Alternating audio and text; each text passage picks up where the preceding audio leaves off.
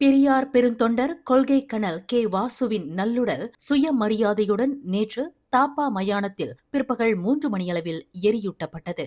நூற்றுக்கணக்கான கருஞ்சட்டை தோழர்கள் தாப்பாவில் பெருந்திரளாக ஒன்று கூடி வாசுவை வழி அனுப்பி வைத்தனர். நேற்று முன்தினம் தனது 81வது வயதில் இறுதி மூச்சை விட்ட தன்மான பெருஞ்சுடர் கே. வாசுவுக்கு நூற்றுக்கணக்கானோர் கண்ணீரோடு இறுதி வணக்கத்தை செலுத்தினர். இந்நிகழ்வில் தாப்பா நாடாளுமன்ற உறுப்பினர் டத்துஸ்ரீ எம். சரவணன், மலேசிய தமிழர் தன்மான சிந்தனை பேரவைத் தலைவர் எழுத்தாண்மை ஏந்தல் பெரு ஆ. தமிழ்மணி உள்ளிட்ட பலரும் கலந்து கொண்டு கே. வாசுவுக்கு இறுதி அஞ்சலி செலுத்தினர். மேலும் இறுதி வழியனுப்பில் மலேசிய மாந்தநேய திராவிடக் கழக தலைவர் நாகப்பஞ்சு, தன்மான இயக்குனர் துணைத் தலைவர் தன்மான பெருஞ்சுடர் தா. பரமசிவம், மதிகவின் முன்னாள் தேசிய தலைவர் கொள்கை சுடர் ரேசு முத்தையா, ஸ்லாங்கூர் மாநில மதிக முன்னாள் தலைவர் தன்னம்பிக்கை தளபதி ரேகோ ராசு, தன்மான இயக்க தலைமை செயலாளர் சீமு விந்தைக்குமரன் உள்ளிட்டோர் தங்களின் இறுதி வீர வணக்க உரையில் கொள்கை கனல்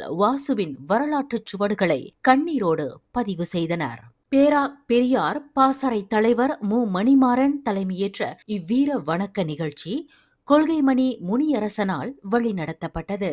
இந்நிகழ்வில் கிடா கம்போங் காசா மதிக கிளை தலைவர் வ. கதிரவன், தன்மான இயக்க உதவி தலைவர் ஈபோ லட்சுமணன், துணை செயலாளர் பே. கோவிந்தசாமி, பத்துகேவ்ஸ் தன்மான இயக்க முன்னாள் செயலாளர் தாசி அழகன், பத்துகஜா பூசிங் மூர்த்தி உள்ளிட்ட இயக்க முன்னோடிகள் பெருமளவில் கலந்து கொண்டனர். அதேவேளையில் குடும்ப உறுப்பினர்கள் ஒரு சேர கண்ணீரோடு வாசுவை அனுப்பி வைத்தது நெஞ்சை உருக வைத்தது. பெரியாரை சுயமானத்தின் அடையாளமாக கொண்டு தனது வாழ்நாள் முழுவதும் வாழ்ந்த தலைவரான கொள்கை கனல் கே. வாசுவின் வாழ்வின் இறுதி பயணம் நேற்று அமைதியாக நிறைவுற்றது. மேலும் செய்திகளை தெரிந்து கொள்ள கீழே இருக்கும் பெல் பட்டனை அழுத்துங்கள். உங்கள் மகிழ்ச்சியை வெளிப்படுத்த லைக் மற்றும் ஷேர் செய்யுங்கள். தொடர்ந்து திசைகளோடு இணைந்திருக்க சப்ஸ்கிரைப் செய்யுங்கள்.